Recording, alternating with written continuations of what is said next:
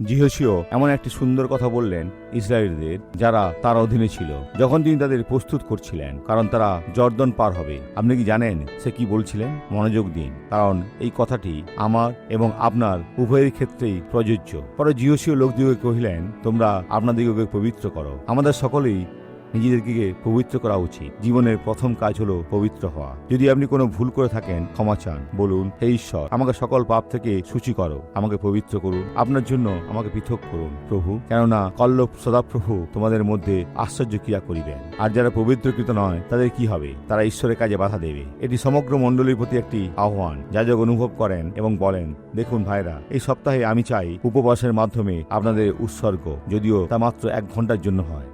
আপনারা নিজেদেরকে উৎসর্গ করবেন এবং ঈশ্বরের সাথে কথা বলবেন, কারণ রবিবারে আমি এখানে এর বিরুদ্ধে ওটার জন্য প্রার্থনা করব। এটা করুন এবং ঈশ্বর আপনাকে আশীর্বাদ করবেন। আসুন এখন প্রার্থনা করি। পিতা, আমরা যিশুর নামে তোমার কাছে মিনতি করি এবং আমি নিশ্চিত যে তুমি আমাদের আশীর্বাদ করবে। এই শত্রু যা এই ব্যক্তিকে প্রভাবিত করছে ভূমিতে পতিত হবে এবং তারা আশীর্বাদ প্রাপ্ত হবে। হে ঈশ্বর, বিজয় তোমারই জনগণের। আমি এই অশুভকে চলতে দেব না। শয়তান, এই ব্যক্তিকে এখন তুমি ছেড়ে দাও।